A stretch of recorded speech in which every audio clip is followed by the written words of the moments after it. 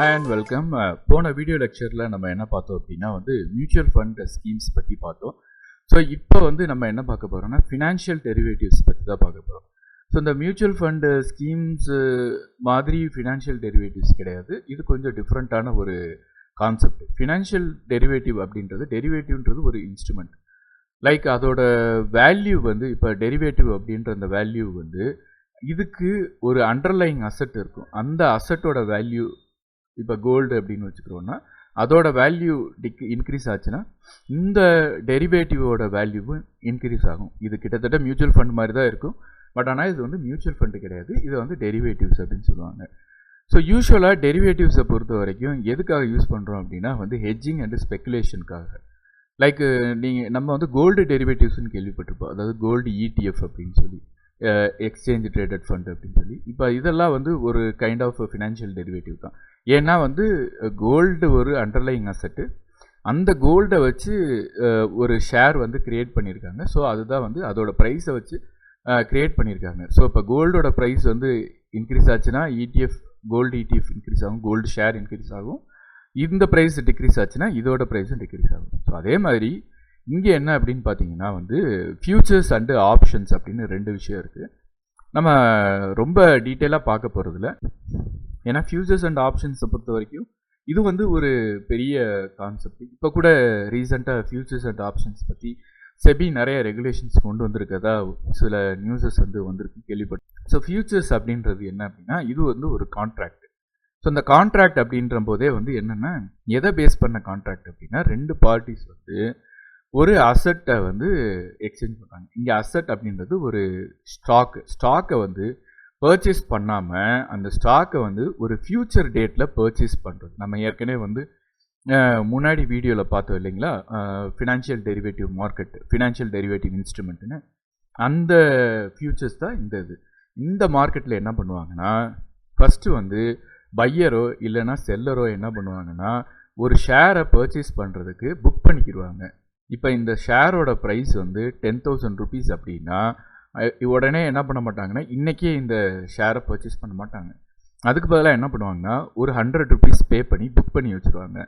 Book பண்ணி வச்சுட்டு இந்த டேட்லேருந்து அந்த ஃபிக்ஸ் பண்ண டேட் வர வரைக்கும், ஸ்பெசிஃபைட் டேட் வந்ததுக்கப்புறம் இந்த மிச்சம் இருக்கிற அமௌண்ட்டை பே பண்ணி இந்த அமௌண்ட்டை பர்ச்சேஸ் பண்ணிடுவாங்க.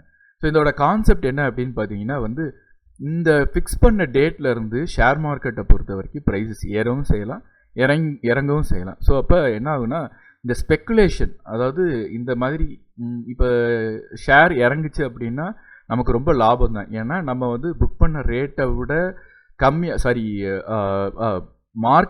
இந்த கான்செப்ட் மட்டும் கொஞ்சம் குழப்பம். மார்க்கெட் ஏறிச்சுன்னா நமக்கு நல்லது. ஏன்னா நம்ம புக் பண்ண வேல்யூவை விட அதிகமாக மார்க்கெட் பெர்ஃபார்ம் பண்ணிகிட்ருக்கு.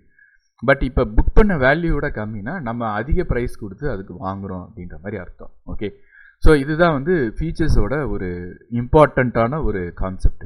அதே மாதிரி தான் ஆப்ஷன்ஸு.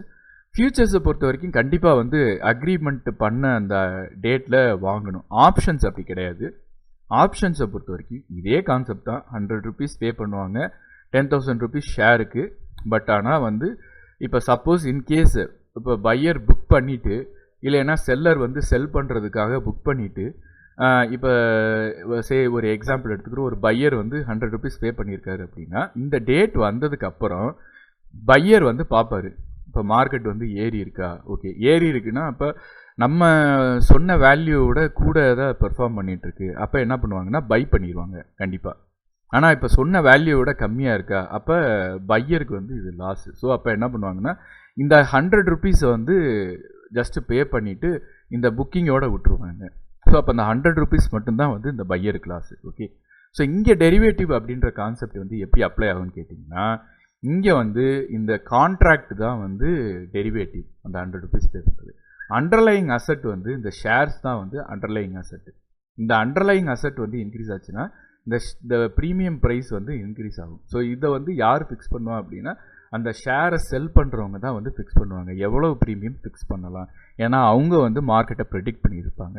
ஸோ அவங்க ப்ரெடிக்ட் பண்ணுறது பார்த்திங்கன்னா 90%, 99% ஸ்ட்ராங்காக ப்ரெடிக்ட் பண்ணியிருப்பாங்க. ஸோ மேக்ஸிமம் அவங்க கொடுக்குற அந்த கோட் ப்ரைஸில் ப்ரீமியம் ப்ரைஸை நம்ம வாங்கலாம். மேபி அதில் நல்ல எக்ஸ்பர்டைஸாக இருந்தால் நம்மளாலையும் வந்து மார்க்கெட்டை ப்ரெடிக்ட் பண்ண முடியும் அப்படின்றது. ஸோ இது ரொம்ப டீட்டெயிலாக வேணாம், இல்லாட்டி இதை மட்டும் தெரிஞ்சுக்கோங்க. என்னென்னா ஆப்ஷன்ஸை பொறுத்த வரைக்கும் பை பண்ணுறதுக்கும் ஆப்ஷன் இருக்குது, செல் பண்ணுறதுக்கும் ஆப்ஷன்ஸ் இருக்குது. இப்போ இன்கேஸ் வந்து நம்ம ஒரு ஷேர் மார்க்கெட்டில் ஒரு அமௌண்ட் ஆஃப் ஷேர் 10,000 ஷேர்ஸை வந்து செல் பண்ணணும் அப்படின்னா நம்ம இதே செல்லர் பெர்ஸ்பெக்டிவ் எடுத்துக்கிடுவோம். பையர் வந்து வாங்குறதுக்கு ரெடியாக இருக்காங்க. இப்போ நம்ம என்ன பண்ணுறோன்னா பையர்கிட்ட ஃபுல் ஷேரையும் ட்ரான்ஸ்ஃபர் பண்ணாமல் வெறும் வந்து 100 ருபீஸ் மட்டும் நம்ம வாங்கிட்டு புக் பண்ணிக்கிறோம். இப்போ இந்த பெர்ஸ்பெக்டிவில் பார்க்கும்போது செல்லருக்கு அந்த ஆப்ஷன் இருக்கும்.